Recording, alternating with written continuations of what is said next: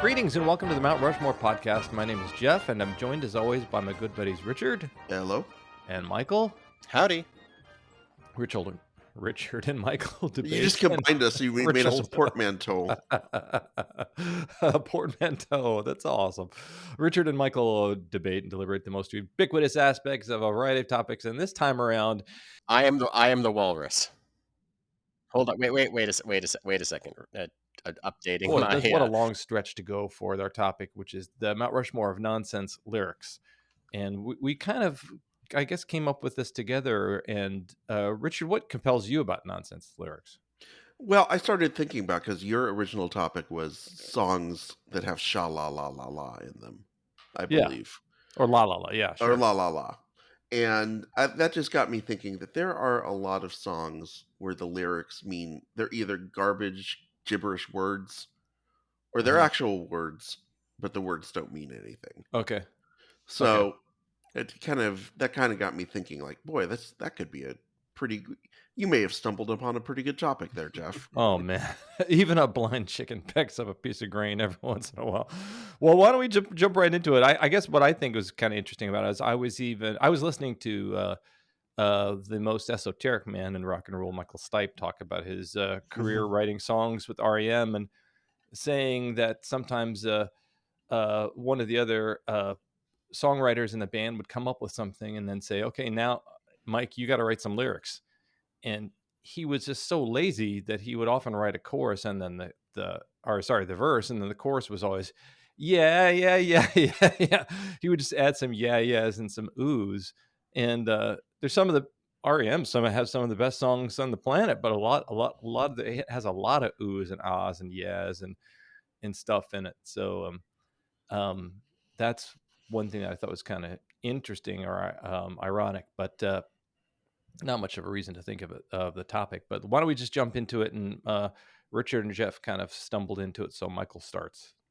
Okay. The first song that really came to mind was the song by the Sherman Brothers in the Walt Disney classic Supercalifragilisticexpialidocious from Mary Poppins. That's fun. Has a word and a sound and nonsense things that just kind of mean, great. And such a popular song of I think it's one of those songs and words that are sung that are just fun to sing and fun to try to spell out. And, obviously, really, the biggest thing that Google has contributed to our society is just like auto-filling in when you're trying to type out supercalifragilisticexpialidocious, and you just I just assume they've got it right at this point. I don't know. It links to a Wikipedia article, and you're just like, okay, yeah, I can see we're going. Nailed it. Okay, I got to S. But reading just a little briefly on the origins of it, I guess the Sherman Brothers kind of have they're like the Stan Lee of making up things as things change. It looks like that they it may have come from some sort of summer camp that was kind of passed down from year to year, or it may have been something that they had made up as children, or something that just made up for the movie itself. But I love the idea of just a really fun, silly, long made up word that the song is it's so self-referential. It's about this word that doesn't really mean anything, and it just sounds crazy and fun for kids. Mm-hmm. Yeah, it definitely I think it's supposed to be kind of in the genre of a Pearly Band song, or they come across in the park a group playing it. And I think of the Michael, you've got British heritage, the kind of tradition of a hokum song. I come from the Supercalifragilistic region upon Wold part of England, and I know that I have other family that's from the Expedale upon sea. So all of them just stick together. They somehow manage to, Yeah, they coexist. But it does seem like a kind of a Blarney or like a hokum made him up silly song that that band that is playing in the park might kind of originate to. So yeah, what a fun song. I love the Sherman Brothers. There's Robert and Richard, and one of them was Yeah, Richard was like the music guy, the younger guy. Robert was the guy who fought in World War One and almost died and maybe Oh, stabbed a jeez. guy. So he was really brooding and gloomy and stuff like that. But he would have to kind of sit around and kind of come up with these lyrics to these songs, these kid songs. Not the guy you would expect to write kid songs. Yeah, I thought that the outtake version of this, which was supercalifragilistic, I killed a man, expialidocious, was Yeah. a little bit Walt, dark. Walt said workshop, the second part of that. Yeah. Yes. All right, man, Freddie, what's your first choice? All right, my first choice is the musical question: Who put the bomp in the bomp shabomp shabomp? Oh, wow. The doo-wop song, also kind of, I guess, a novelty song, written in 1961, performed by Barry Mann, co-written by him and Jerry Goffin. And it's kind of a spoof, I guess, if you will, on a lot of the doo-wop songs that were coming out in that era.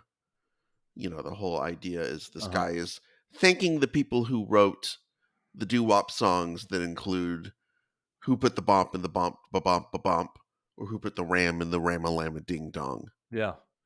I have a comedy book that is a list of musical questions answered, one of the lists in there.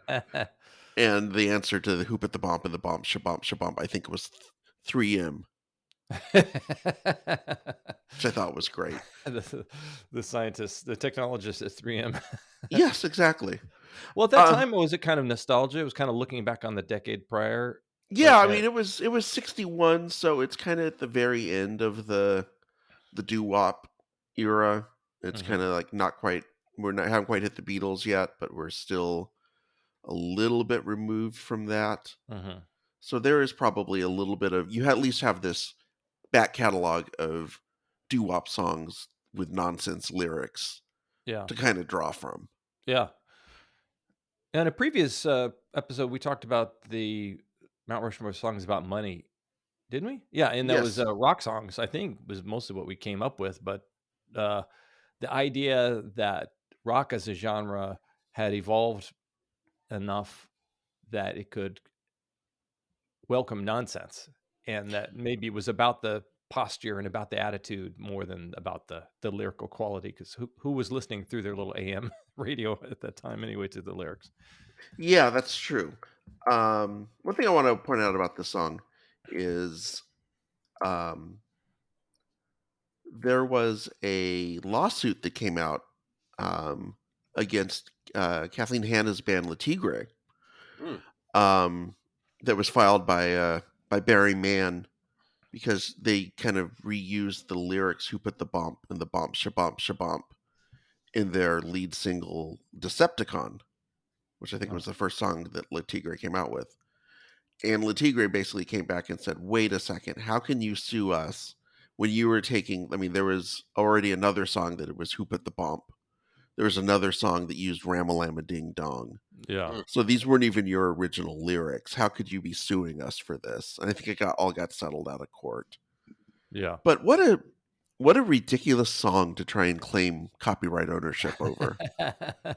The, I the I like the idea of like rock and roll court, where yes, There's your there's show, like man. where it's like cool judge just comes out and he's like, "Man, what are you trying to do? Dismissed." dismissed with prejudice. That would be a great show. And like just it's just ridiculous. Like, there's so much like theft in music, and there's so much borrowing, and there's so much sampling. We're just like cool judge comes in, is like, not enough. Hey, it's a good song though. It comes down to like, yeah, but it's a good song. Yeah, It's a pretty good good song. So song. so what do you want me to do? I would like to know how Barry Mann, who must have been God, and that song, that Le Tigre song came out in '99. I mean, he must have been in his 70s at that point, I would assume. How did he come across Le Tigre? Oh yeah. Yeah, it's a good question.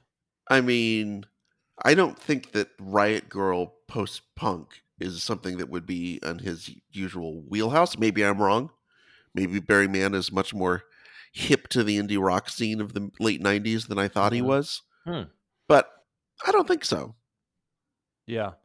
I wonder if at that time electronic kind of monitoring of music had emerged. I don't know if it had enough that you could kind of analyze what the airway, because was it Cashbox or I forget what it is that just counts, that listens to all the radio stations and counts how many times a Hmm. song is played. So that's how they can determine mechanical royalties or something. So Huh. I don't know. There's Interesting. there's a musician, a musical artist. A musician is the same word for musical artist. I don't know if Yes, you I was going to can say. clarify it. They a long time ago they came up with that term. They're like music maker. Well, we got to figure out a word for that because I'm not saying that all the way through. There's a musician that Emily and I adore named Jens Lekman, and we just saw him in concert recently. And about a month or two ago, a couple of his older albums, a couple of his first albums were taken down from Spotify and Apple Music because he'd sampled other musicians' music. And these are albums that are, I don't know, 10, 11, 12 years old. And he had re-recorded them. I mean, for some of them, they kind of some of the songs on the albums came back the same, and others he had kind of been forced or asked, or I don't know how or, algorithmically to be like, this has too much of or not enough permissions for, parts of other music. So Oh, I know that, like, I'm sure that probably song services like Spotify can go in and just kind of like identify bits of music and put them together. And I bet it causes a lot of unnecessary trouble. wouldn't it have been embarrassing? He found it was he kept riffing on the same Ace of Base song. Like, Mm. Jens, this also has The Sign by Ace of Base. All my music, half of your music. Okay, so that's funny. Well, so why do you think so? My dad was in a band in high school and afterwards in high school. That's how he made his money. And he said this lead singer would frequently forget the words and just kind of make up stuff because they were like learning new songs all the time. Every week they had to have whatever the top 40, top 10 hits were. They had to Sure. learn the new song every week. And he said half the time the guy was forgetting the lyrics and just going, you know, just Freestyling. freestyle and just making up random stuff. Are rock lyrics even that important normally that we have to No, care about? The Yeah. not really. I mean, one of the songs I had researched before, it's not on my list, was "Woolly Bully" by Sam the Sham and the Pharaohs. Oh Yeah. yeah. And apparently there was an instrumental they'd been working on, and the producer said, "Hey, it would be great if we had some lyrics to it." And he just said, Mhm. "Just roll the tape. I'll come up with lyrics as we go." Which, if you listen to the lyrics to Yeah. "Woolly Bully," it checks. Yeah, it's like Mommy Told Sally or Hattie something. told Sally, Yeah. "Let's not be L7. Come and learn to dance." Yeah, exactly. It's just nonsense, pure and Yeah. utter nonsense, and it's Yeah. great. I love Have you Sam the Sham. have you heard the story about the end credits song for WKRP, that it was scratch track Yes, lyrics? And the producers just said, "Yeah, that's fine." yeah, Yeah. exactly. Okay, Michael, what is your second? My second choice is another kind of 50s doo-wop song um, with nonsense lyrics. A song called Rubber Biscuit by a band called The Chips. And it's probably more well known by like a Blues Brothers cover that came out in like Yeah. sometime Yeah, in the 70s. But I remember this version of the song that my dad had on some super old, like, I don't know, nonsense doo-wop tape that was just really silly. And this is a song that features just this gaggle of really incredibly quickly spoken um, nonsense words. Instead of playing it, but it's like, uh, uh, cow, cow, lubba in a blubba lubba. Hey, lo, some did a lubba going. Hey, ride, want to take a lubba? And it's just over and over, and it's so silly. It's just uh, the original version is just so delightful, and I could see how it would become like a perfect song for um, the Blues Brothers to cover much later on with their whole, kind of doo-wop bluesy Mhm. shtick. 'Cause it's Um, actually kinda comedic. I remember as a kid kind of not understanding why the Blues Brothers in the early iteration weren't funnier than they were, because I thought this was a comedy thing. But yeah, Rubber Biscuit is actually kind of almost like a novelty song in that Yeah, it's in it's that a vein. it's a song about basically having no food and Yeah. starving. And the punchline is if you have this sandwich that's made out of rubber, you throw it against the wall and it bounces back and boo Yeah. boo boo boo. More doo-wop nonsense. Yeah, it was a wish sandwich. 2 pieces of bread. You wish you had some meat. You wish you had some meat. Yeah. Bow, bow, bow. Cow, cow, wow. All I right. also remember, I think at some point my sister had danced to this song too in one of her like dance recitals from the mid 80s or whatever. So I think that there's just like this indelible Mhm. childhoodness that's so built up into, I guess, 2 of my choices so far kind of feel like songs out of being a Mhm. kid. That's interesting, because that's one thing that that rock can have, is a little bit of playfulness, if not always innocence. It can have this silliness and energy that that isn't always present in a testosterone driven medium like rock is. But Yeah, yeah, certainly nothing serious about Rubber Biscuit. about either of the songs that I've chosen so far. I love the era where this Rubber Biscuit could be on the same, and that was Lawrence Welk singing Champagne Bubbles Time, and now here's Rubber Biscuit. All right, man, Freddie, what's yours?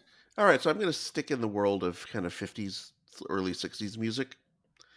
And I'm going to go with Tutti Frutti by Oh, Little All right, Richard. all right, Um, a thoroughly filthy song, if yeah. you actually interpret the lyrics any way that they're supposed to be Mhm. interpreted. I did not realize doing the research for this that the Tutti Frutti Au Rudy, Mhm. originally when he was singing the song in clubs in the South, when he was working his way up, the lyrics were actually Tutti Frutti, good booty. And the crowd would go nuts because this was, wild, and Yeah. Little Richard was the wild man. So he wound up revising the lyrics to do Tutti Frutti, Ah Rudy, Yeah. which Rudy apparently just means doing well. Oh, okay. In So kind of jive speak or whatever. yeah, Okay. exactly. Okay. But yeah, the rest of the lyrics are, I mean, I don't know how you interpret I got a gal named Sue, she knows just what to do, other than being just strictly about sex. Yeah. And then you've got the wop bop a loo bop a lop bam boom part, which was really just Little Richard and basically doing a vocalization of the drum part that was Oh. happening at the same time. Oh, that's interesting. Yeah.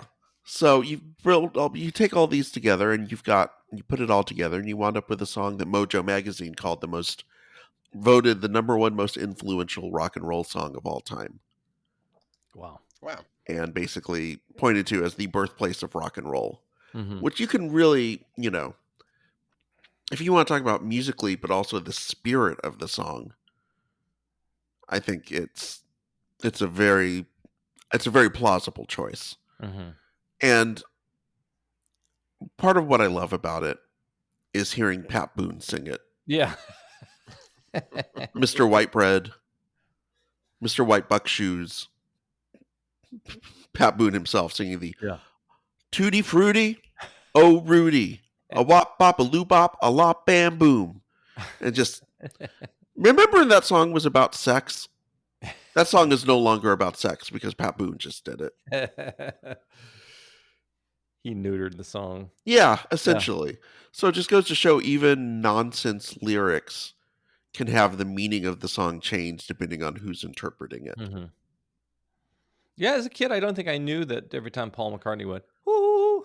Yeah, what that exactly Yeah. meant. Yeah, that he owed Little Richard $10. Yeah, exactly. That's an interesting aspect of the nonsense lyrics being a way to cross over into another commercial genre in order to make some money as an entertainer. And I Sure. imagine there may be a number of those lyrics that were adjusted a little bit, either in the the repertoire, or if it's a cover, or like in by the lyricist if it was an original, just to try to kind of make a little bit of dough Yeah. out of that thing.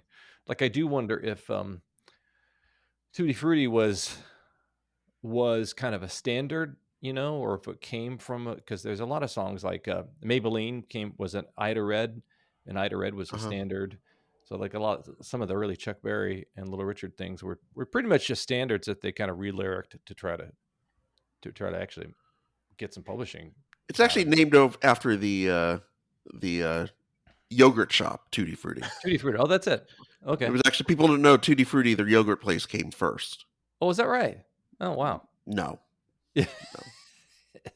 Okay, so we are at our halftime, and we're going to invite you to download, rate, and review past episodes. Maybe even swing out to our site. I need to work on the site a little bit more, and kind of surf through, because you could probably type in music or rock and find a bunch of episodes that you could listen to and binge that genre.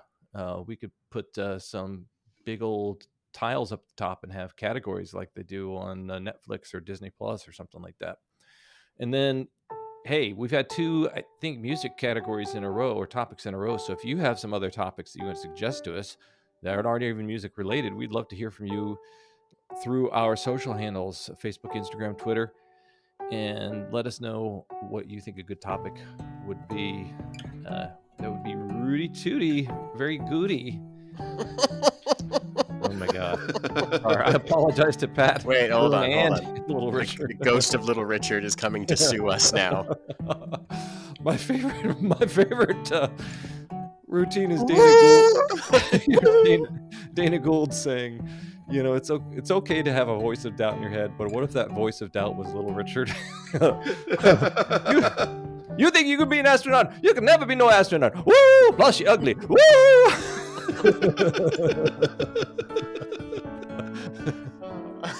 Oh, wow. That's funny telling other people's jokes. Yeah, other people's material.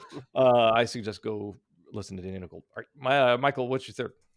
Okay, my third. It's not a great song. I'm putting it out there. These have all been great songs. Yes, these have all been songs. These are songs. Yeah, this song isn't a great song, but it's one that I'm amazed was so insanely popular for being kind of terrible and having nonsense lyrics. It's Bop by Hanson. Oh, wow. Okay. Good one. Now, like I said, I don't enjoy the song. I don't particularly like the song. I understand why it's popular. It's catchy. You're a huge fan, man. You gotta admit it. Come on.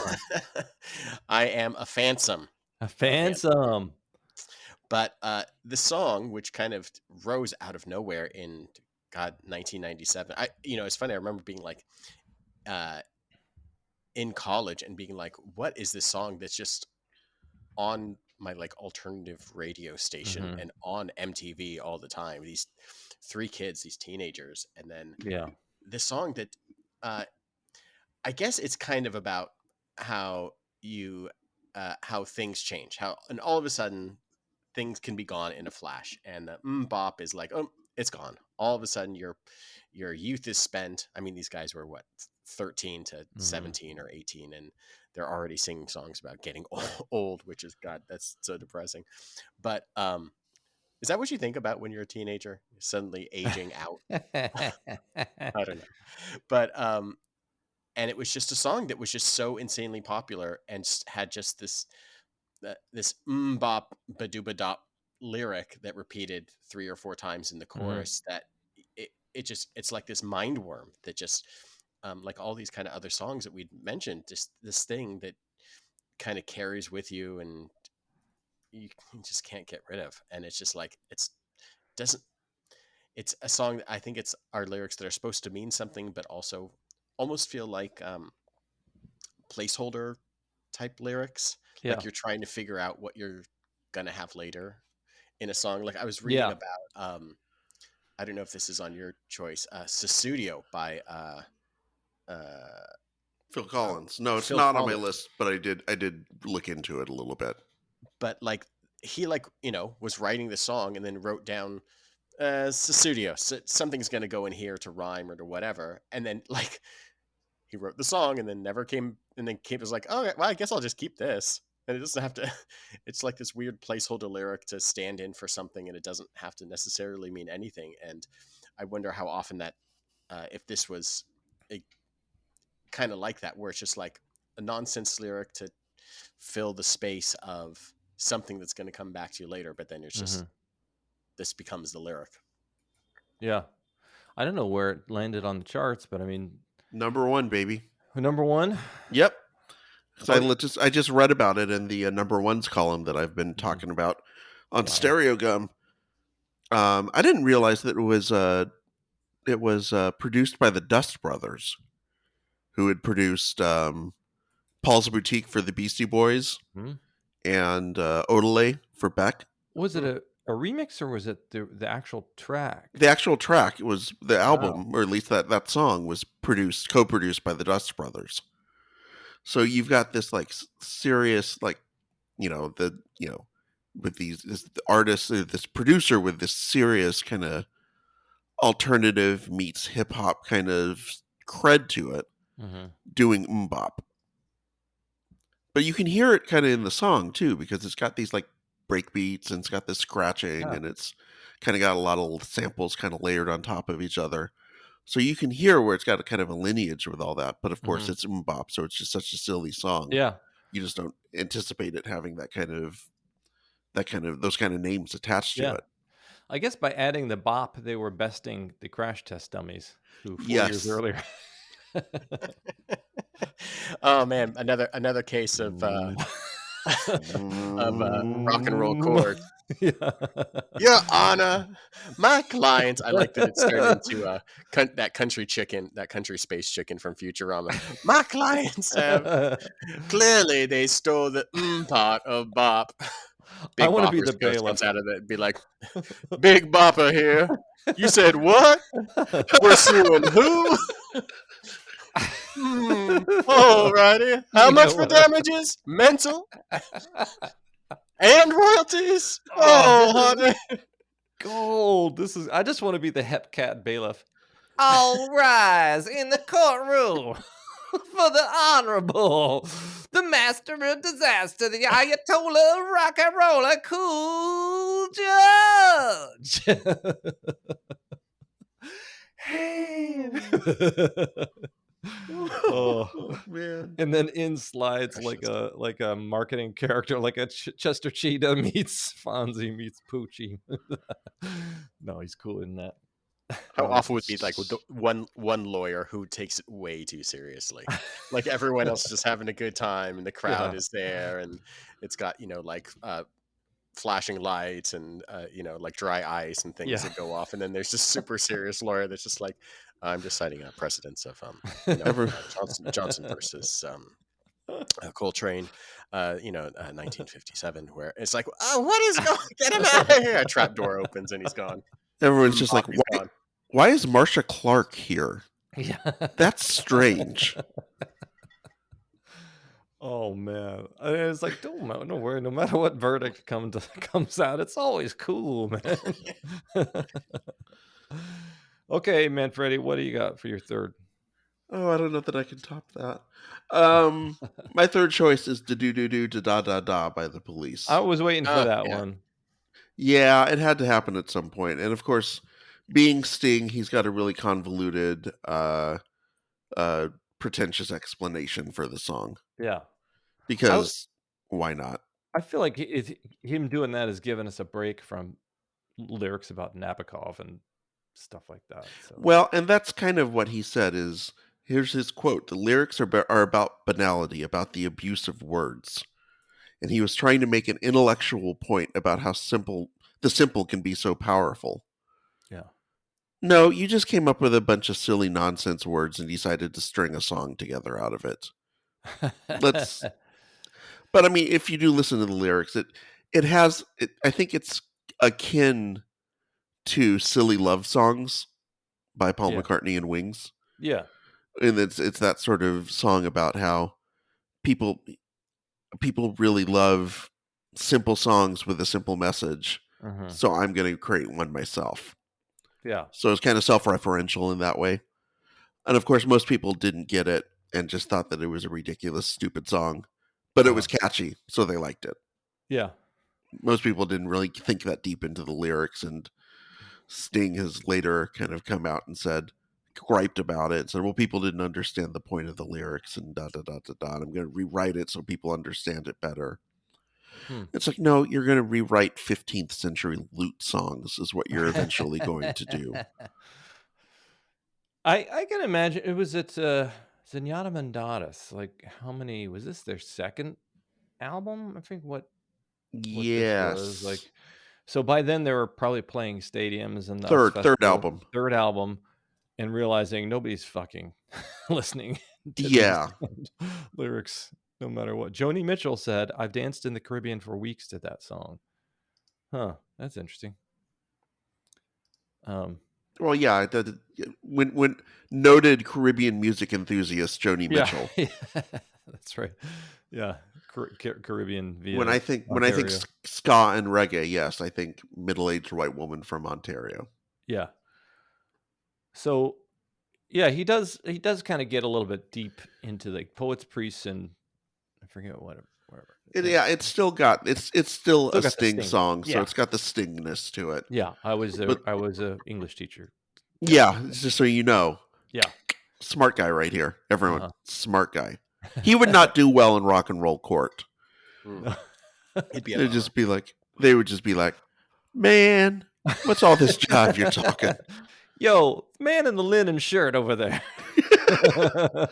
Sitting in the yoga pose. You mean tantric what? I will say, I always thought Sting was the douche of the Police, and then I saw an interview with Andy Summers and Stuart Copeland and Sting, and Stuart Copeland won't STF you about how brilliant he is and how the Police are his band, and you see Sting just giving him side eye, just pointing to him the whole time, like, who brought the nerd? Yeah. So maybe Sting wasn't so bad. Okay. Michael Winfield, what's your last one? I got two choices. Jeff, in my left hand is a choice, in my right hand is a choice. Which one do you want to do?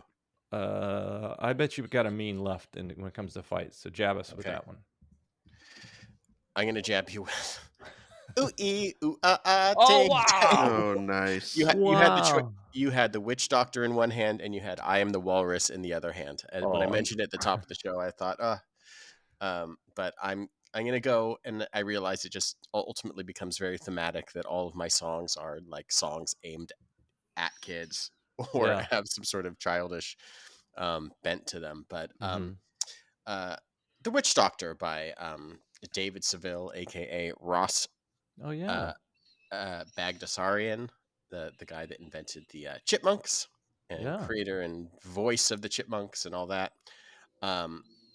Just another classic 1950s kind of comedy, silly song with silly lyrics that don't mean anything, that are basically the words of this kind of witch doctor's crazy incantation, trying to ensnare you to kind of make you fall in love with someone. And I think it's something that we talked about often enough, is that, like, when rock and roll was first invented, or when movies were first started coming out, people were just doing everything. There was no, especially with like rock music, and they were just like throwing it all. There were comedy monster songs, and that was just like a thing that happened for a long time.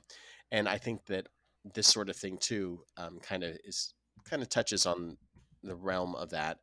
But then it was like, okay, it's a kind of a rock and roll song, and it's kind of nonsense lyric song, and made with goofy voices that, given any other time, would probably been on like the Dr. Demento show, unless it was probably also featured on the Dr. Demento show later. But I think this is just a super fun 2-minute silly song that kind of was came back to life with the Chipmunks doing it later too. Yeah, I think he did. Like, he kind of developed that. Was it after this song that somebody said, yeah, I like that song. Kind of sounds like chipmunks singing. And then he was like, wait a minute. Like, I've also heard like Ross Bagdasarian's son, all he ever did, somebody said that they worked for him or something like that. And they said all his entire life was just redoing chipmunk stuff that his dad had done.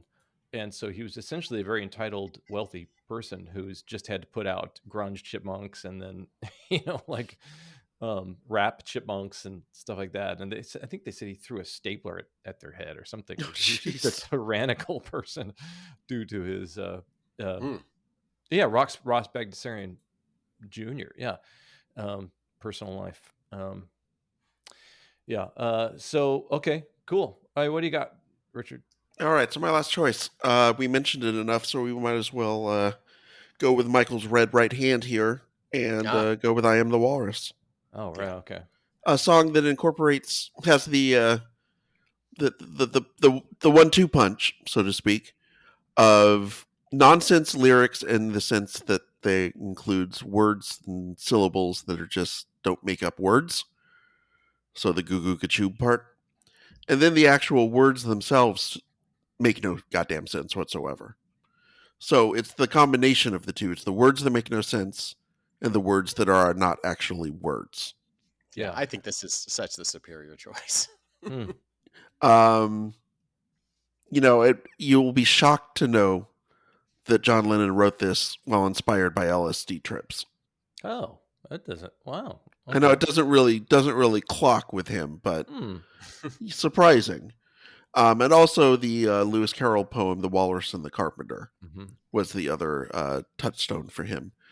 And a big reason for him writing this song was that he was getting sick and tired of academics and scholars trying to do these like scholarly readings of Lennon and McCartney lyrics. Hmm. So he decided to create a song with intentionally garbage, unintelligible lyrics to try and give people something to pore over. And what have we done for the last 50 plus years? Pore over these lyrics trying to find some sort of meaning in them. What dopes we are. So it's sort of the glass onion effect, I guess. Mm-hmm. And yeah, the whole song is almost, it mirrors the lyrics in some ways because the music of the song is got this very kind of like Loopy, loopy.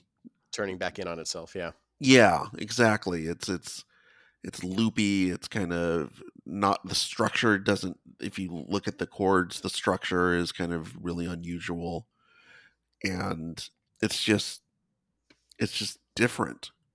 So when you put it all together, it shouldn't work because the lyrics don't make any sense. The music is all over the place. Yet somehow it's "I'm the Walrus" and it works perfectly, and Mm-hmm. it's an incredible. You cannot listen to that song and not enjoy it. It's just fun. It's just a fun song. I would say as a kid, when I first encountered this, I was, as a young person, kind of It's silly. consuming all of the Beatles in a couple years, and so the compressed version of their their time had me going from She Loves You, yeah, yeah, yeah, to this within like a year, and I remember I found this very scary. This this this uh, this track. Well, in real life, it was only like 3 years from "I Want to Hold Your Hand" Yeah, to this. So I mean, even even in yes, real life, yeah. yeah, Hmm. yes, your later sort of discovery of the Beatles was a compressed time frame, but Hmm. in how it played out actual chronology, Hmm. it must have been just, it would be like if Justin Bieber started making like "Good Vibrations," not the Yeah. Marky Mark song, but the Beach Boys song. Hmm. If he had written that 3 years after he had debuted, Hmm. it's like that. Yeah. It's really interesting. I feel like I think of other artists as just trying to get hits, but the Beatles had this very dynamic relationship with an audience, with news people, with critics, Hmm. and responding to critical examination, and I can't think of other artists who even merited that much scrutiny as they did, and then kind of getting a little bit fatigued by that scrutiny and responding by putting out something obtuse to try to, Right. bait people, or provocative to try to bait people. It's wild. I think we've got like Pete Townsend as kind of like begging to be evaluated as like an artistic, mystical artistic genius, whereas the Beatles could not shake that. Maybe because they're hanging out with the Maharishi and stuff like that. But Yeah, exactly. yeah, Drop an acid with Bob Dylan. You're gonna get that. That was this between this and A Day in the Life. Boy, I could dine on that for a long time as a little kid with the whole Paul is Dead stuff and the Walrus and this and that. Boy, that was it. That was very intriguing. So it's still not nonsensical, but it almost has for me a less playful and almost more. At the time, I was kind of getting it all kind of mixed up with Satanism and persons in the afterlife and stuff like that. So, yeah. I think the song almost has its own internal logic, even though there is no logical sense to it if you just read the lyrics.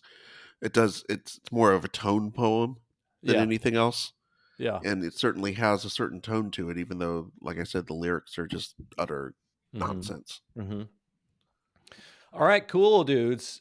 So I did try to do the thing I used to do, where I find a theme throughout the whole thing, and then you guys are so have such kind of distinguished palettes, that you're not easy to button down. But like Michael, I think you even pinged it with yours, the kind of nostalgia in your list. The songs, a lot of them seem like they could have been for kids, or at least they're kind of like between Supercalifragilistic Rubber Biscuit and Mbop. They almost seem like persons who are looking back to a simpler time, or looking back to or wishing that they had something that they didn't have. So there's a fun nostalgia there. And I think Richard, like the first couple of yours were at least just about courtship or seduction, kind of wanting to do it. So let's go with who put the bump in the bump, shoo-bop, and Tutti Frutti. And then let's go with Witch Doctor and Mbop. And I will have to confess, I avoided, this was in the days where you could actually avoid somehow listening to a song on the radio. I avoided Mbop and Achy Breaky Heart somehow. And you were in Kansas. I was in Kansas, where they were probably blasting them from a public address system when a tornado came. But the Mbop is a pretty decent song, I have to say. It's a banger. I will. Yeah. Maybe it's a bop. It's literally a bop. It's a bop. It's one of those things that just kind of suffers from the insufferableness of the three kids. Yeah. And that's, what are you going to do? I would even say the vocals kind of harken back to like a Jackson 5, kind of the fun, his little soaring little falsetto. Yeah. This has been the Mount Rushmore of songs with nonsensical lyrics. I'm always Jeff. I'm Richard. I am the Walrus. Oh, yes! Hey! Good,